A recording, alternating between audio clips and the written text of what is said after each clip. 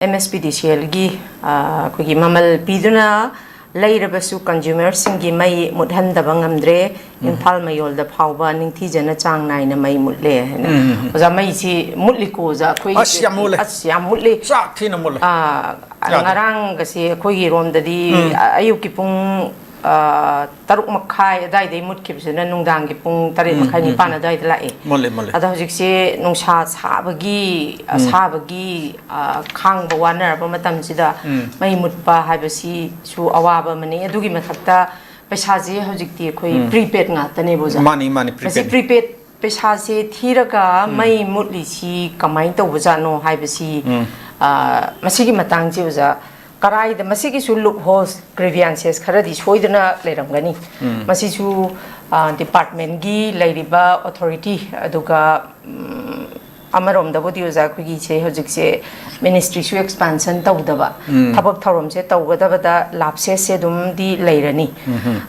adubu tangai phadano ja masi su khanadaba yadaba wafam amadi oiba hana paisa thiraga mai chang nai da haibase oja masi su maina suraga yum sabada su mangai le oja hojikti yot ki yum mayamsi yot ki yum sari welding tawriba khole mai ade paisa tan line ba mai si de gedum madu duma numi chupama muthallaga di magi nomagi phambam thokpa tan gadurbi paisa du karai dei tan gani aduna mari si adum mai mutpada somda economic adum downfall oibaga oja mari ji am leinei ba masi khudeng maksi interrelated oibanina masi authority amadi lenga ki pari ba singsina su mai mutle haidana irai laina lawibam di thokte haina su khalle kaigino ha matam da oja hojik si miyam ji subam nombam leitaba adugi mathakta amu sai oja na panbi budu khoigi meitei gi di thabak suba nombada thaba hela pa cha thakega warini pithaka da leirabado churubiri thakega kwa cha gega adu akhoi somdagi mapalom dai lakpa singchina chaba thakpa khangdagai masada ising khara thaga hekta jara sujan bagi sumbagi khena base leiba lei adubu leiriba kainosigi conflict sigi marakta warini oja akhoi gi da mai da depend tauraga Xerox put over or cyber high everything CC akoi paisa masina mu chen on thorka dori baneba adona mai mut pase akoi gi imung da khoi gi ing ba sabagi wangak to oga maina tawrakanda paisa tanjaba miyoi sing da yamna sokpa economic ta dum down for lakpa mane ozamasi prepaid thina mai chang nai da base oza sigi grievances haigadra loopholes oja masi karai da kari kamai to bojano ja hiai keno da ai khartia na zum hajarage akhoi sana su phamma aduga hiram sida sida khoi yam mamang su yamna toina neina re haitare aduna akhoi na haiba yaba piba yaba akhoi gi kare hani grievance akhoi complaint mayam si hariba akhoi MSPDCL makhoi authority sing da makhoi akhoi loina adum yauraba khangaba taraba ngakta ne haitare moi su ta samte adum headache se pajana oirum ne haitare kana mai heb mut khibaga adum mai phone tonar pasida adum pajana adum tonaram gane ba masai keno da khoi gi keno singna khoi lekai gi khara leading role lo ba haitare ne se khudam na club ki adum ba secretary sing natre haigna khoi gi mahum du ta leiba khoi gi MLA ki ma gi lekai gi khoi gi boot level committee ka so adum leine na haiba boot level committee gi madu oiba adum ba role lo ba music ka so adum tarung ne ma hosi line se hosi loina punna ne ba WhatsApp group ma am so leine haitare aduna akhoi ken gi so adum lei haitare aduna sidik mai hemut khraba akhoi so adum kan da adugi mi tu da phone tok tine ma kadai no mai mu le se kai da bai kari tauri no kari taure kai da bai lak tri no ma na mo hang du ne the du ne ma adumai tawna adagi amuk makhoi na mo group tu da thagal ani smai thamna sidik da adu taure ada taure habna sing mo gi problem do sim mo gi wa pham se mo khangala khane adu bu anyway smai tawna si mo gi problem se makhoi si khang su khangna makhoi na ningthis na ken to ngam dar haitare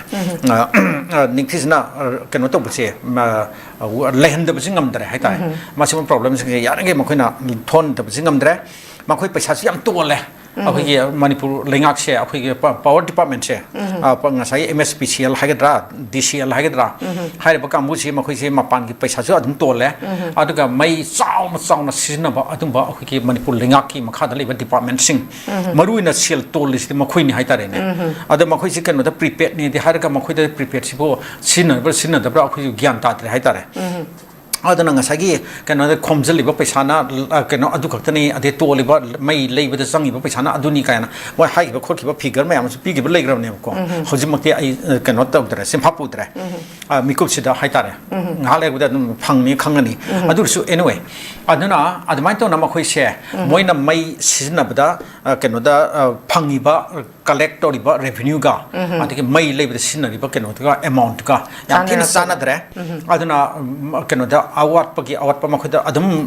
deficit adum tare hai tare ana sigi problem se makhoise kohan jabangam dare aduga mai ki revenue khongal ise su maru ina tampak ta nungai bom ham ta oina khongal aduga singdana pura free thabi type tare hai tare singda har ga loin mukti nate ko singi akhoi district headquarters sing leidana khara nungai ba kom bom ham hai tare security ka khara marang khaina leiba khara adum satok sasin mobility nungai bom ham adum ham da ti kesu thodona makhoi sing नेलते अदुना तब खितंग लापथोखिबा खितंग remote ओइरगदि अदु मैसे पूरा free नि हाइतारे अदुना सिमुइ pot मयाम सि लेबा सिमुकि loop whole मयाम लेबसना मरम ओइरगा मखैना मैसे निखिसना regulate तो बंगम तबनि आना ai हाजनंगि अदुगा ngसाइकि अखैकि मैसिना वाले हारगति मैस कमाइ थोना अखै फानगदगे हाबो वाखम सिमा मैस खंदबगि पोटसे मासे खरा वाले हाइतारे अदि NHP सिना पिरिबो मैसिना अखैकि लमसे थम्मे मखै NHP से हाइजे अदुगा मखैना अखैकि सिंगदगि जुकरिदगि मोइना मै से सुंगे अदुगा मै योनझले अखैदा अखैदा मु योनझले अदुगा अतोप लमदा योले अदु मोइन सेंडोंग तालगा नोइना लेरेबा अदुना सिगी NHP सिना तोरिबा माके रेलेवेंस माना अखैगी लम की सोइलदा अखै लैमाइदा मखैना लिंबिरगा सेंबिरे तविरे हरगा अखै इसागी इपोट इसागी इसिंग सिजनरगा माइना मै पुथोलगा अखैदा मु योनसन मखैन सितबगी मागी कैपिटलिस्ट ओइबा अदुमगी केनोजे पोटसे मसि यानिंग्रे हाइदना ममांगी लेंगा अखैगी एनबिरेन की मतमदा मसि डिकमिशन तौना बाहायना NHP से डिकमिशन तौना बाहायना चेगा इ खोखिबा लैखरबनेबा अदो हजिक अदुगी थबकसिंग दो मखाताना अखै फॉलो अप तौद्रे अदो फॉलो अप तौदबदन मरम ओरगा हानगे हामुदा अदुम लैरे हाइतारे अदुगा मसि मुसु लैरे अदुगा अखै इसागी ओइजबा अखै मै पुथोंना थोरांसु हाना अखै लोकताक डाउनस्ट्रीम केनोदा लेमटाक डाउनस्ट्रीम ना अमा तौदसु अदुसु केनो तौरे रोयना हंदक कैबिनेट ना वरे अमा लौरगा मदु केनो तौरे हाइतारे केनो लौथोखरे कैंसिल तौरे अदु पोटमा अदु नतबा अतोप अल्टरनेटिव मीन्स कर लेगे हाइना येंग मखोपि वफम सिमा होजिकसे अखै उद्रि हाइतारे से अखैगी सोलर दगी लोब मै लोब याय अदि विंड पावर दगी लोब याय याब्रा यादब्रा अदुदि मखैना अदुम येंग खंगदबनी एक्सपर्ट सिन करिसिन मोइना सर्वे तौरगा खंगदब वानी अदुना अदु सोलर पावर दगी सोलर दि अदु मफम खदुद lion याब ngaktaneba aduna si wafam ga si su kaya tawdaba mali haitare akoi solar power sin na basi kisu hoji paksan oidri ba manipur da ada to prithvi ma chakhala bole bak mayam dati solar power khakta de loire haitare sate na paksan sin na ba aduna simu wafam ga si akoi swaida na leite si ga si akom simu alternative se ma khoi yenghaningi aduna simu mayam sina to bidre haraga akoi kare hani akoi kanoda miyam dana hoji se awaba thino hele haitare aduna public ta sigi mai phang dabsin ma ngale tan mai smut le haiba hian su tapi duni akhoi de su samane akhoi dai de su aduna simu problem si yana lere masing ba akhoi magi service da akhoi supen pen nga oidra haitare mai MSPCL amsang MSPDCL adang sai hybrid tuni cabinet ti akhoi magi power pai ba adum ba minister ma tonga na leitabani na asai honorable chief minister na magi keno da adum leiba tare haitare akhoi power si keno portfolio si gen thokti ba pithokti ba department khodi mak si magi chief minister gi khutta leibani na ada chief minister di mathanda na department kun tha pai ko ti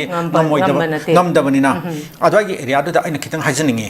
kanoda sigi power sigi matang sida khitang khang haiba hana de kiso adum parak laba adum experience le pa MLA ama se khudam moina thongju kendra ki akhoi gi hana se minister ubirama power spairam ba ti h thongam bisujit maud khitang yengjalan ba yaina kesu kai tena aduga se hoje hoje mak se akhoi na ta badane si unofficial way adum kanoda thodona ma khoi se ron thongpa khopa official way wafam ta lebi dinate adu akhoi na khangjaba tajaba haitare tajaba yes atu akhoi verify to confirm to ngamde smaitana atop department kharasu atop MLA sing da makhoi da sinaraga yingsilali haiba wafam ga su leiye ba hojikse aduna masigi matang da report ka chu dum phone ki legram ne kena print media da aduna smain to ragadi to bigaduni yai ke skai deba adu akhoi welcome to eba aduna nga sagi minister do kena to wa sak lorga akhoi ministry expansion do yamna ma formally to drgasu sagi kitang experience leba ma ki knowledge know how experience leba adu ma musing MLA sing khalle harga sana department sing khara yengselan bada kaisu akai balik teba adu di honorable chief minister gi magi makhut su hena strengthen to gani haiba adu ga magi su adu mi su adu hena sandukna leigani haiba mauna support to bi su adu helani na adu nga sagi power do nga sagi hoi power minister oibiram ba thongam bisajit mauna ka su adu pahen ba sina to kaisu akai balik teba adu na si magi wa mayam leibani na adu ai su khara yengselan ai khona haiba wa si tabi ga tabi roidra adu di khangsedre adu akhoi asmana di phungduk sani hai tare adra mai gi keno se mai na piriba ma ki satina de keno da nuai ta bche asidi khamthena nuai tare hai tare na hi ai okay yam nuai je